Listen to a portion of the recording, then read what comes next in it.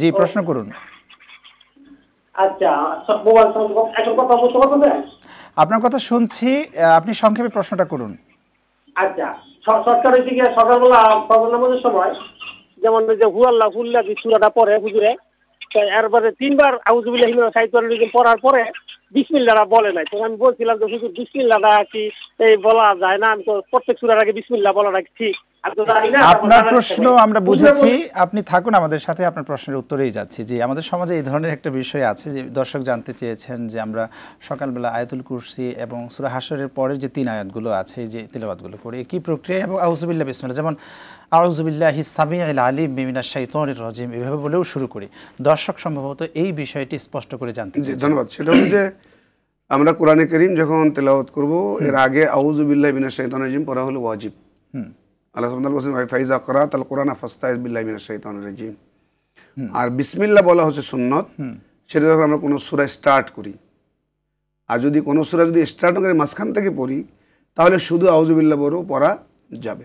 তো আমাদের দেশে যে রেওয়াজটা আছে আয়াতুল কুরসি পড়ার আগে আউযুবিল্লাহ বিসমিল্লাহ দুইটাই পড়ে। আচ্ছা, কিন্তু সূরা হাশরের যে শেষ 3 আয়াত এটা পড়ার সময় পরে আউযুবিল্লাহি সামিউল আলিম মিনাশ শাইতানির রাজিম 3 বার পরে হলো ডাইরেক্ট আপনার হাশরের 3 আয়াত পরে। এভাবে একটা হাদিস আছে, হাদিসটি দুর্বল, যে এইভাবে যদি কেউ পড়ে তার জন্য অনেক সওয়াবের কথা বলা আছে। হাদিসটি দুর্বল, এটার উপরে যারা আমল করেন সেখানে বিসমিল্লাহ পড়েন না, এটা কোনো গুনাহের কাজ না। এটা কোনো গুনাহের কাজ না। কোরআন কারীমের মাঝখান থেকে যে কোনো সূরার মাঝখান থেকে যদি আপনি পড়েন আউযুবিল্লাহ পড়ে আপনি শুরু করতে পারবেন।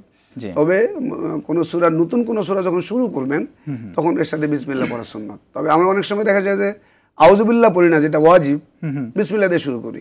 আউযুবিল্লাহ পড়া মাস্ট, এখানে কোরআনের আয়াত, কোরআনের আয়াত। এবং অনেকে উস্তাদ এখানে এই কথাটা বলছেন যে আউযুবিল্লাহি মিনাশ শাইতানির রাজিম, হিমিনাশ বলে না, যে মিনাশ শাইতানির রাজিম, এটা কি যদি কেউ পড়ে তবে অবশ্যই তো আউযুবিল্লাহি মিনাশ শাইতানির রাজিম বলতে হবে, এটাই বলতে হবে। ফাস্তাইজ বিল্লাহি মিনাশ শাইতানির, আল্লাহ তাআলা শিখিয়ে দিয়েছেন আমাদের, আল্লাহ তাআলা শিখিয়ে দিয়েছেন। খুব চমৎকার আপনি বলেছেন। আমরা আলোচনায় ছিলাম আকিমুস সালাতের শিক্ষা নিয়ে।